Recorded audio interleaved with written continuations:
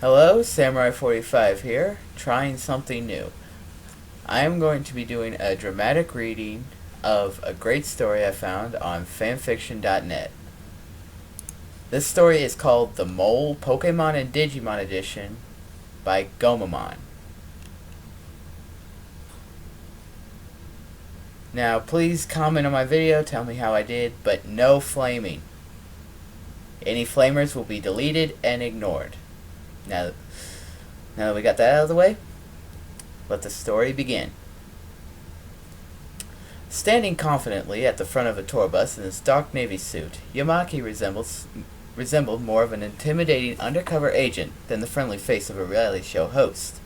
With his blonde, crispy hair and nicely proportioned cheekbones, he would have been quite handsome if not for the angry snarl that he always wore on his face.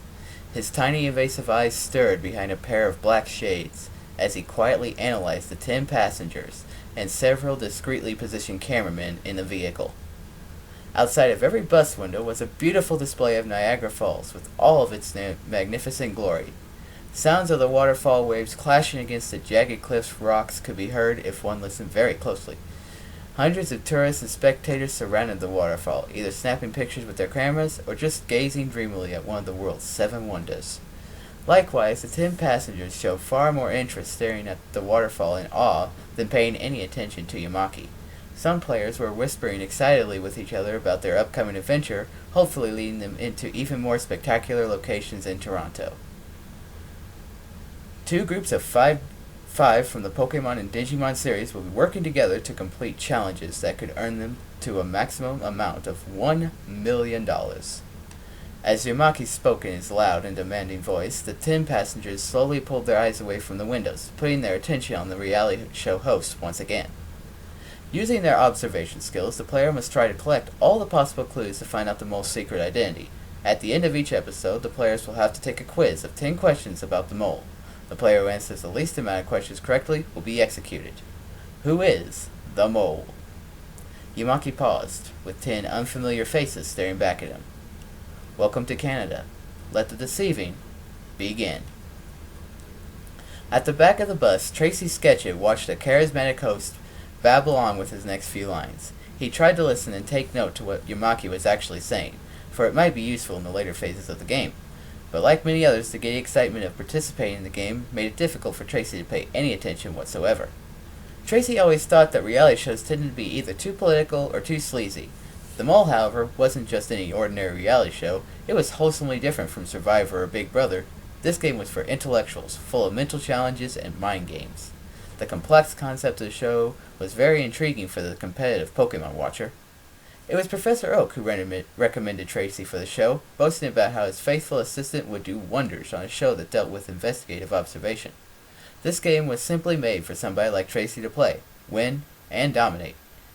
Tracy had been thrilled at the time, if only for hearing the complimentary praises from his respected idol. But with high praises came also the high expectations, and Tracy was starting to feel the pressure. What if he doesn't win the game? What would Professor Oak think of him then? Worst of all, what if he was executed first? The horror of that! No, he simply cannot think about that. Tracy looked around the bus to size up his competition, as well as distinguishing some familiar faces from the crowd. He was already taking mental notes down in his head, dismissing the weaklings and highlighting the major players in the game. Sitting in front of him was Ash Ketchum, the ambitious Pokemon trainer from Pallet Town. The young boy was wearing his token baseball cap on top of his messy, scruffy black hair. He pressed his face against the bus window to enjoy a glamorous view of the waterfall. Not a threat. Briefly eyeing Misty Waterflower and Jessie from Team Rocket, he quickly skimmed past their faces dismissively as he turned over to the man sitting at the first seat of the aisle. Smirking pompously, as if he had a deluded sense of self-importance, Gary Oak was listening attentively to Yamaki's instructions. Tracy's nostrils flared a little with jealousy as he watched the young Pokemon professor, ironically the arrogant grandson of the man he respected most. Threat. Tracy shifted his head to the other side of the bus, occupied with 5 foreign strangers he never met before, but that didn't stop the watcher from analyzing. Sitting adjacent to Tracy was Kenta Kitagawa, whose glasses and nervous smile gave him a slightly dorky and awkward appearance. He wore a look of worry on his face and immediately struck Tracy as one of the more vulnerable players of the game. Not a threat. There was Jerry Kato, the friendly girl with a pair of innocent big eyes. In her hand was an orange hand puppet, imitating Yamaki accurately as he spoke. From her angelic beaming smile to her conservative green dress, it wasn't difficult for Tracy to immediately label her as a harmless sweetheart. Not a threat. Tracy quickly skimmed past a perky girl with energetic purple hair and a handsome blonde with magnetic blue eyes, since Tracy didn't remember either of their names. Besides, he was much more interested with the mild-mannered girl sitting at the very front of the bus.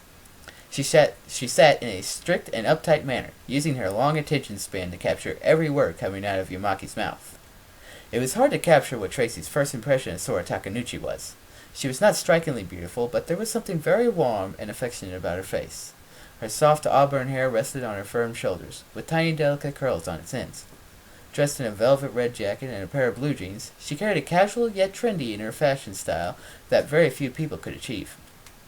But the most noticeable aspect of her was a soft, faint smile on her face. There was just the slightest hint of defiance in that smile, as if it was hiding something conniving underneath.